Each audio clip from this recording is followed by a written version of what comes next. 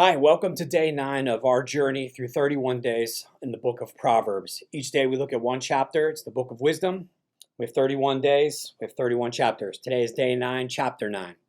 I encourage you each week or each day to read the chapter prior to watching the video so you kind of have an idea. Let your eyes see what they're going to see. Let God speak to you through his text before you hear kind of some of my feedback on each chapter.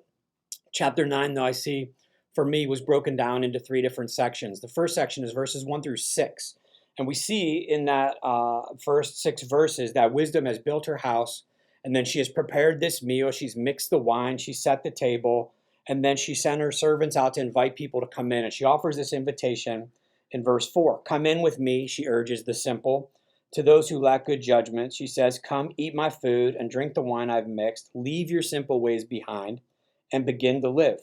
Learn to use good judgment. And this tells me, at least when I read this, that wisdom is looking for us, wisdom is inviting us, and wisdom has prepared for us. Wisdom is not going to be something that's just by chance that we, stumble upon, that we think, maybe isn't for us.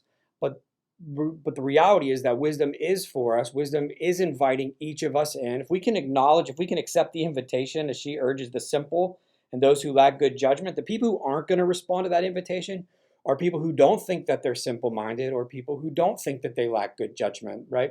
And we know that wise people know that they need to learn more, that wisdom is not a destination, it's a journey. We can always gain more wisdom and live better. That six verses here at the beginning really reminded me of Luke chapter 14, verses 15 through 24, where Jesus is teaching, and he gives the parable of the great feast, and he talks about a person creates this, grand banquet, and then invites his guests in, sends his servants out to invite the guests in. It's kind of the similar language here about servants going out, and those people gave excuses.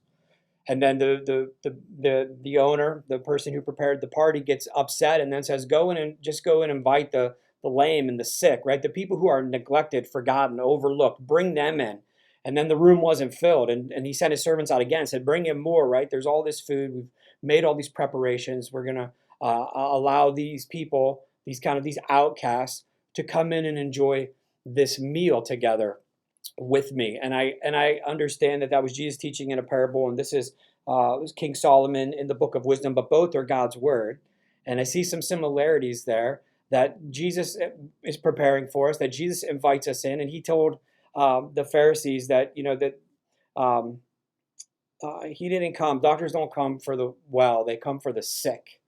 That's who he's inviting in. Those who can acknowledge that things aren't right, that they need help, that they can't do this on their own. And wisdom, who we know is Jesus, in this first 6 verses is doing the same thing, calling out to the simple-minded and those that lack good judgment to come in and eat. And the reward is that we will leave our simple ways behind, we will begin to live, and we will learn to use good judgment. So that's the first section. Second section for me was verses 7 through 12, and there's kind of this idea of rebuking a mocker, a scoffer, somebody who's an irritant, agitator. And we have these people in our lives. Hopefully we're not one of those to somebody else, but you know what I'm talking about. We try to do what's right. We do try to use good judgment. We do try to live a life to God's standard, and there's going to be people who are going to critique. They're going to try to cut us down. They're going to try to beat us up. So for me, the warning in verses 7 through 12, the wisdom, the nugget for me was that we shouldn't be investing time and resources and energy with people who have no desire to grow and aren't going to help us grow. We're wasting time. We could spend all day on social media arguing with our critics and never gain anything except a headache. We're not going to win an argument. They're not going to win against us. We're just going to keep going back and forth. But it's so easy to get drawn into those conversations and those engagements where at the end of it, all we've done was wasted time and energy. And I think that the proverb is telling us, the writer in this section, is to spend your resources with people that you can help grow and people who will help you grow. Right? If we're going to invest time, energy, resources, then let's get a return on it. Don't waste your time getting frustrated with people who are just here to irritate and agitate.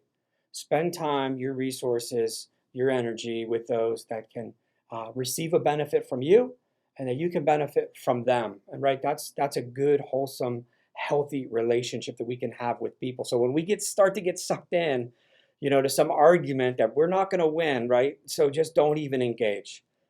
Think about that time and how you can invest with someone who's on the journey with you spiritually, trying to get closer to Jesus, and how that time could be better invested for both of you to work together on that.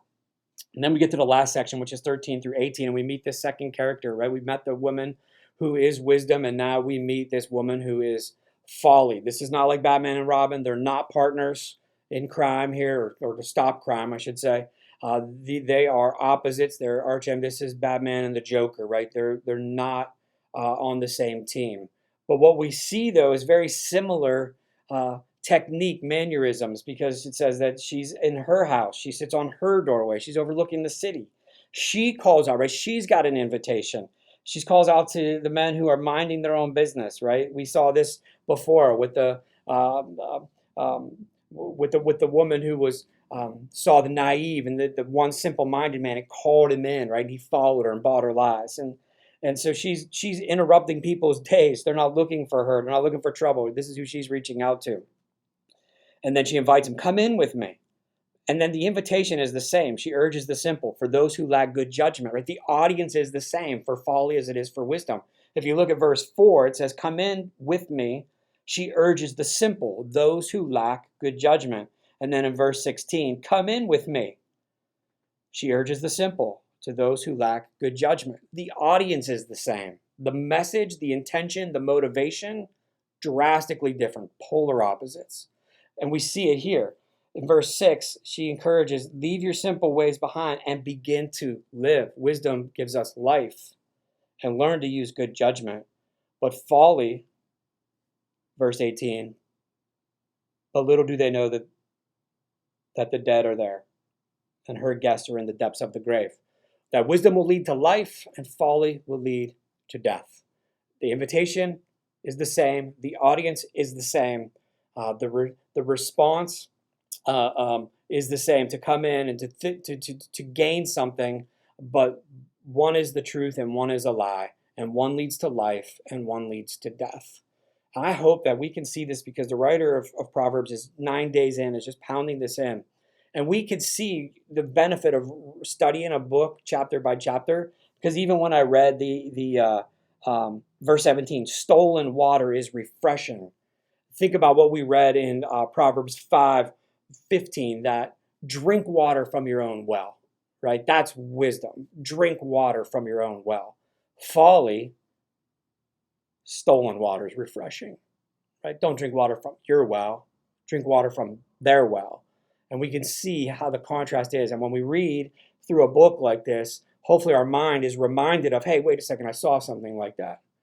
And be able to go back and forth, or to be able to read about a dinner and the first 6 verses and be reminded about something that Jesus taught in the New Testament. So I hope this is encouraging to you. I look forward to seeing you tomorrow for Proverbs 10. Thanks.